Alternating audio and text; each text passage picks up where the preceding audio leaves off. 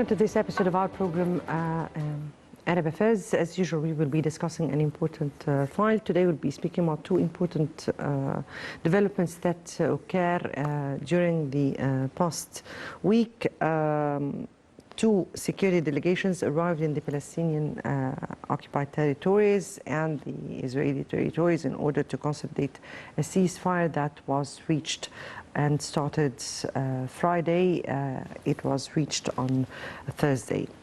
Egypt has brokered this ceasefire, and it came into effect on Friday 2 a.m. and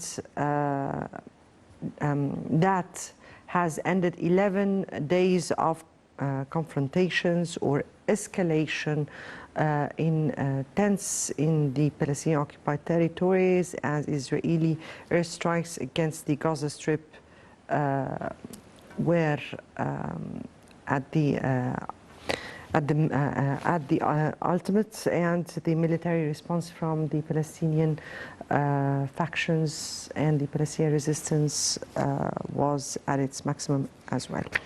Egypt has played this critical role in brokering such a ceasefire, and statements by U.S. President Joe Biden were exactly extending the sincere gratitude for President El-Sisi for mediating into or for playing this critical role in achieving such a ceasefire. Also, the White House announced that the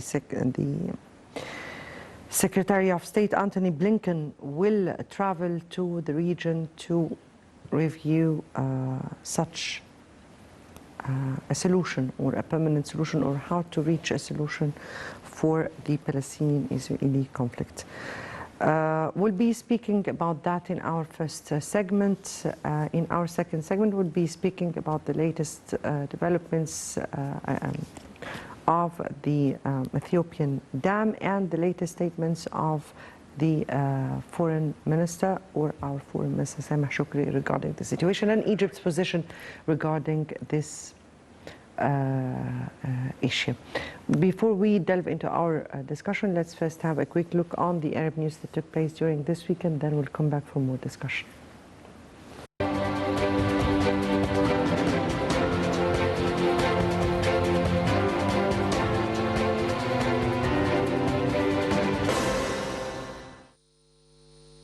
President El-Sisi promised $500 million for the reconstruction of Gaza following Israeli airstrikes. The announcement came on the sidelines of President El-Sisi's visit to France last week.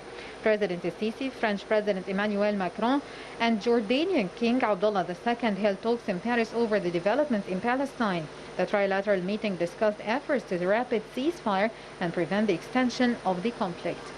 Foreign Minister Sameh Shoukry reviewed with the Speaker of the Yemeni Shura Council, Ahmed Ubaid bin Daghir, recent developments in Yemen and means to reach a political settlement to the conflict in a way that preserves the country's unity and security. Foreign Minister Shoukry reiterated Egypt's firm stance towards Yemen, describing it as a key pillar in the Arab national security.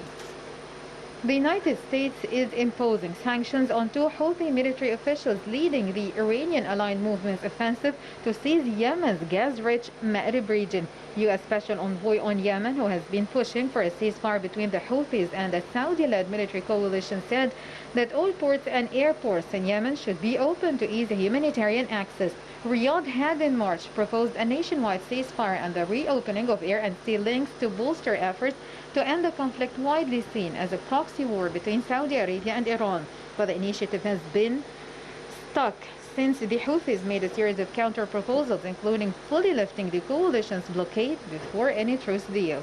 Hundreds of cars crowded roads linking Saudi Arabia and Bahrain on Monday as Riyadh permitted citizens vaccinated against COVID-19 to travel abroad more than a year after barring external trips.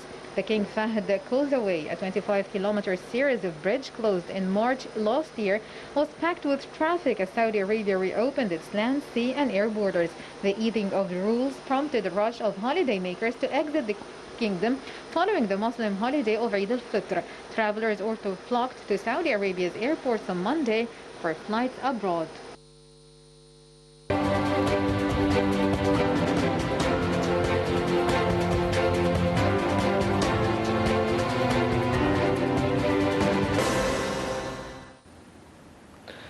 Right, welcome back. And to highlight the first part of the episode, and Egypt playing a central role in the ceasefire that was reached between the Palestinians and the Israelis. We have with us over the phone Ambassador Hussein Hareedy, former assistant for Missa. Good afternoon to you, sir. Good afternoon, madam. Yes, and let me take your reading to how critical the situation was and how Egypt was able to play such an important role and the reflection of that. Well, of course, from the first day of the Israeli aggression on Monday, May the 10th, Egypt had deployed all its efforts in order to bring an end to this aggression. And of course, the whole world made a sigh of relief when the ceasefire was implemented the day before yesterday due to these Egyptian efforts.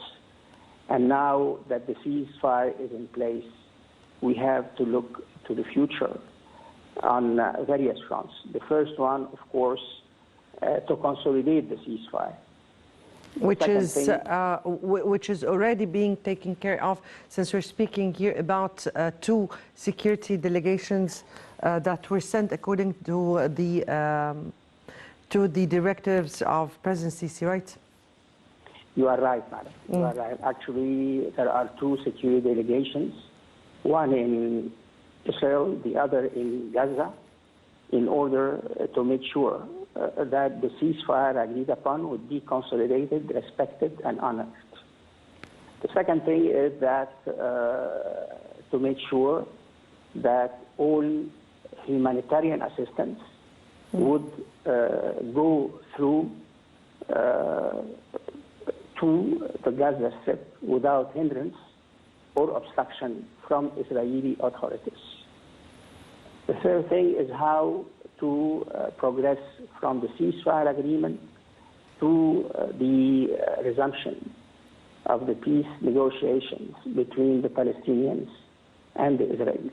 Right. If there is one lesson to be drawn from the 4 military confrontations that have pitted Hamas against Israel, starting from the year 2008, 2009, 2012, 2014, and 2021, this May, if there is one lesson to be learned, it is that military confrontation, military aggression does not pay. Right. The only alternative, if Israel would like to live in peace and security, is through a political resolution of the Palestinian question. Exactly. And that's the message that Egypt is sending, has been sending, and stressing. And we have, of course, the day before yesterday, the American President, Mr. Joe Biden, called President El-Sisi, and he congratulated Egypt on its mediation efforts. And he committed the United States to work with Egypt and other regional partners in order to advance the cause of security and peace in the region. Yes, let me hear Ambassador Hareedy stress on this point. Because, yes, President Biden has called, the president has praised Egypt in a White House statement and is sending his secretary or the U.S. Secretary of State this week. Here is, I have to emphasize the point or the U.S. point of view and its cooperation with Egypt. How this, how consolidating such a ceasefire or how reaching such a ceasefire reflected on how should be the next phase of relations between Egypt and the U.S. Well, I guess during the last 10 days or 11 days, the official statements coming of the White House and of the State Department in Washington have all emphasized, stressed the need for two main things. The first one is that Jerusalem should be open to all faiths and followers and creeds. And the second thing is that the Palestinians are entitled to security, freedom, and economic prosperity.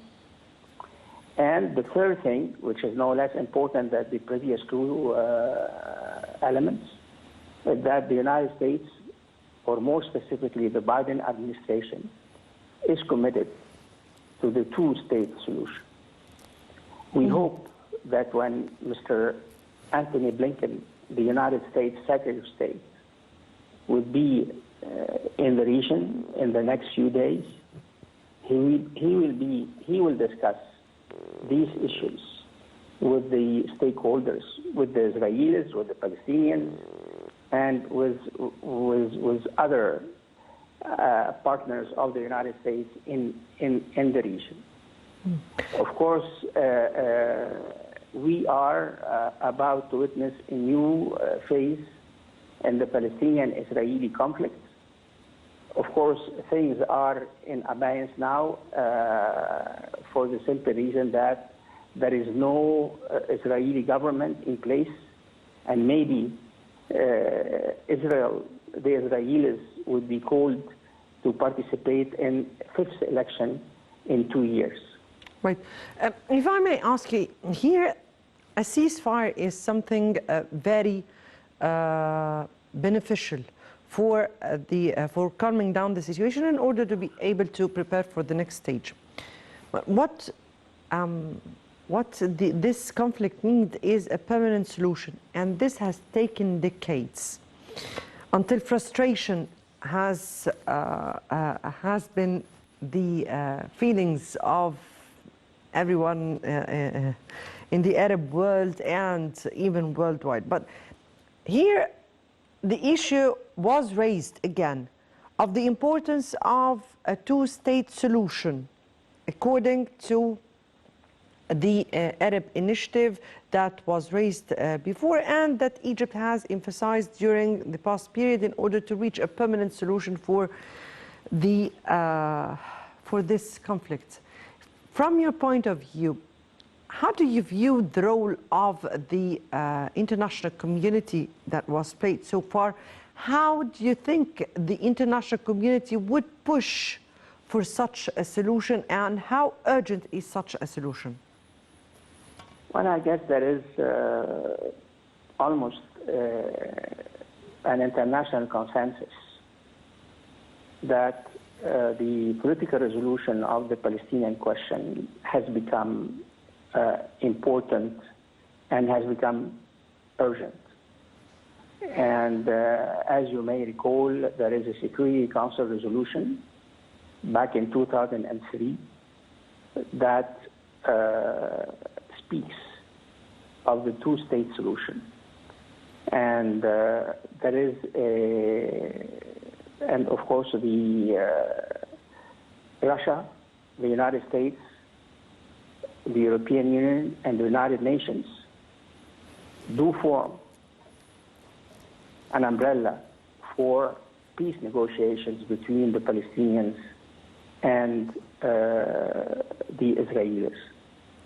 And we hope, and the Russians in the last 2 days have renewed their call for an international conference that will bring the Israelis and the Palestinians together to discuss the path forward in implementing the two-state solution.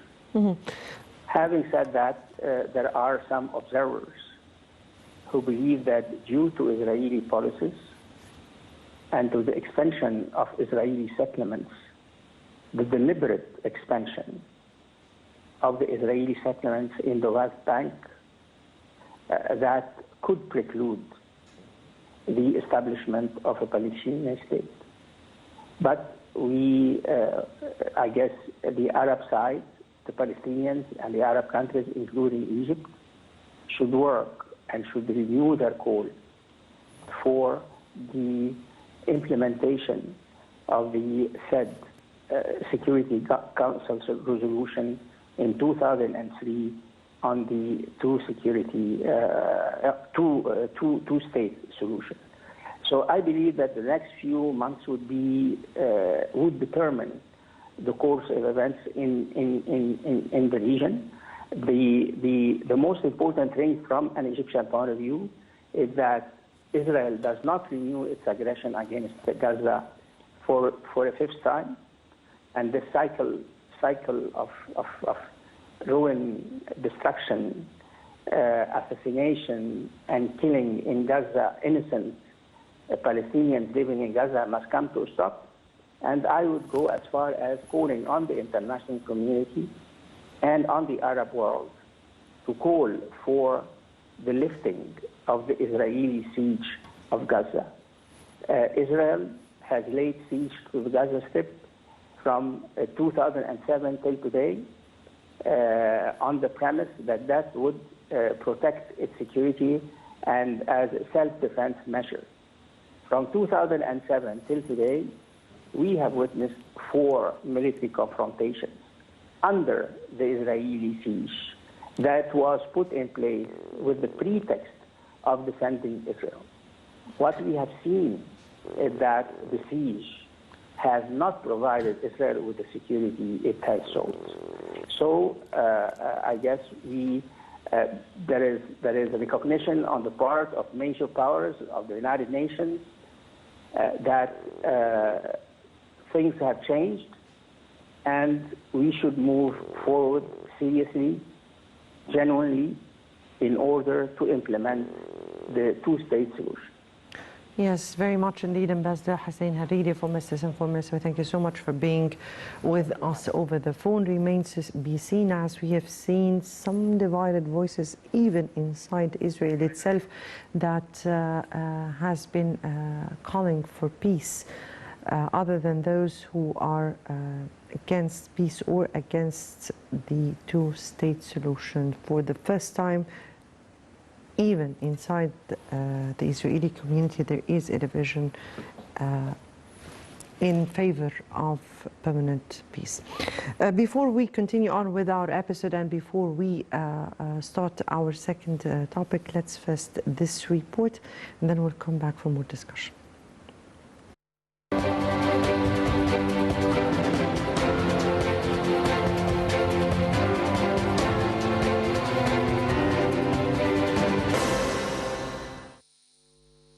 Celebrations were heard on the streets of Gaza minutes after a truce was announced between Hamas leaders and the Israelis after 11 days of deadly fighting that pounded the Palestinian enclave.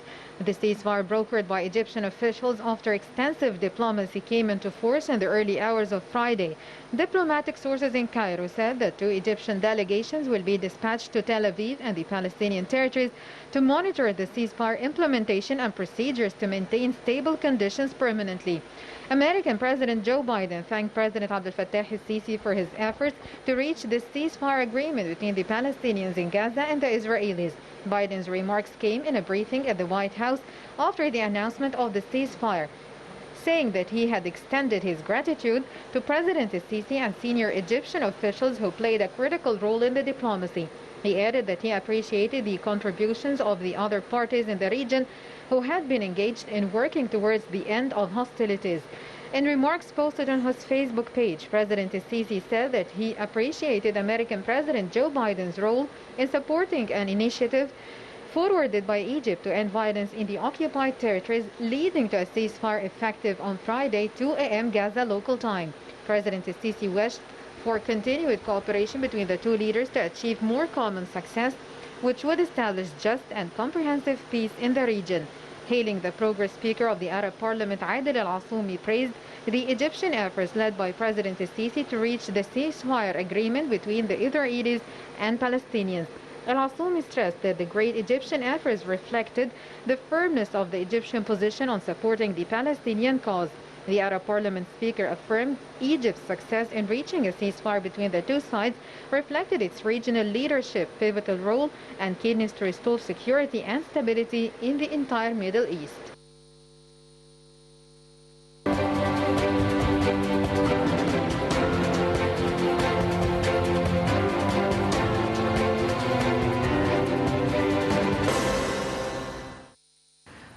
Right, welcome back, and our next topic is the latest developments regarding the Ethiopian dam. And yesterday, Foreign Minister Sameh Shoukry gave some remarks about this issue and about Egypt's position. I guess we have with us over the phone Ambassador Gamal Bayoumi, former Assistant Foreign Minister. Ambassador Bayoumi, good afternoon to you. Good afternoon. How are you? I'm fine, thank you so much. Your Excellency, we're speaking here about the latest developments in the Dread issue, or the Renaissance, or the Ethiopian dam. We're speaking about some statements given by Foreign Minister Sameh Shoukry illustrating Egypt's position towards this particular issue. How did you read our Foreign Ministry's statements? I look to the whole situation with a long breath. I belong to a very old diplomacy, the oldest country in the world, and we have behind us thousands of years of diplomacy.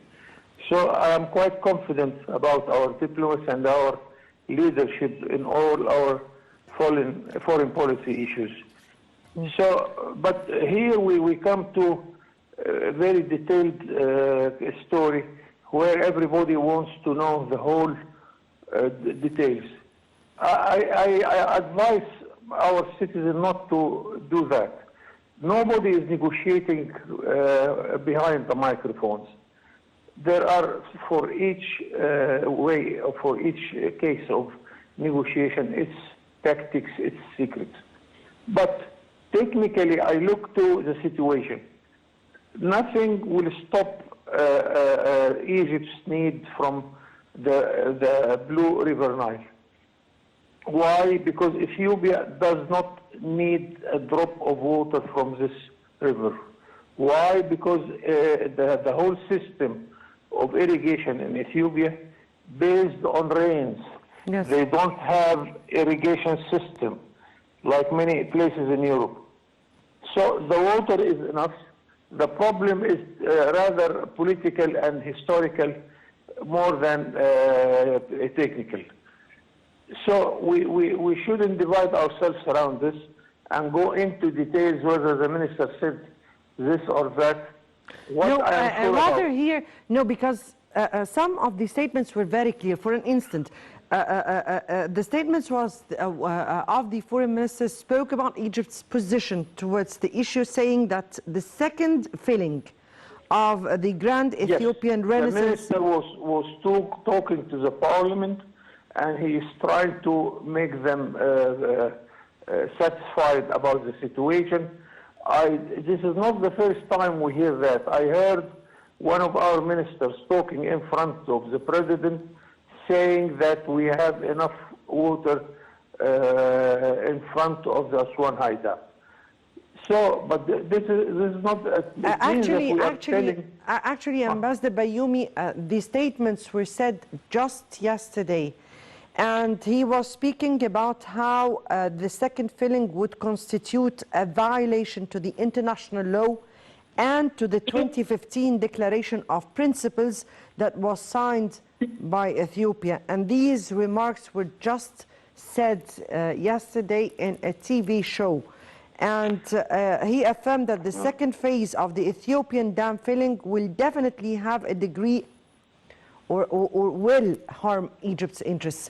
If I may ask you about the first statement, which is violating the international law and the 2015 Declaration of Principles, and what does this exactly mean? This means that we are abide to the international law, and we are not establishing a new rule or something like that. The whole world is full of rivers which go through much more than one country. We have seen this in Latin America, North America. The whole European continent is in good terminology about this matter. So, of course, the whole process of establishing a dam on a very important river for Egypt and Sudan is not accepted under any circumstances. Mind you that the filling itself, which will affect Egypt partially and Sudan in another part. In a severe way, yes. We should stand very clear that this is against our interest. This is against the whole international law. Yes, indeed. How do you view what should be done at this very next stage? How do you think the international community would respond to Egypt's calls for pressuring Ethiopia towards reaching a binding agreement? I am a little bit worried that the public opinion and the mass media is a little bit nervous, and they want action. On the same time, I have all confidence in our foreign policy, our people who are managing this file, and I think that we need to maintain very patient and wait and see, because I think at the end of the day, nobody can hit Egypt by any means. So yes, we go through negotiations, through international community, through the African Union, through some efforts yes, from countries in the middle to make Ethiopia come to reason. So all we have plenty of ways and means to convince the Ethiopians to come to reason. Right, Ambassador Gamal Bayoumi, former Assistant Foreign Minister, thank you so much for being with us over the phone and for your input here. I guess now we'll leave you with this report and Egypt's diplomacy efforts towards reaching a solution to this dispute.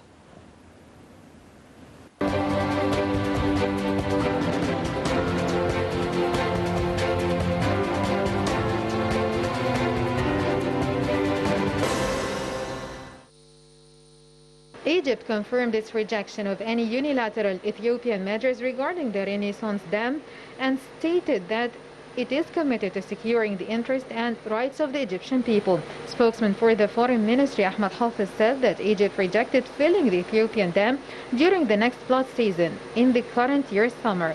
His remarks came in response to a statement of the spokesman of the Ethiopian Foreign Ministry on Ethiopia's intention to complete the dam even if the three countries did not reach an agreement on the filling and operation of the dam.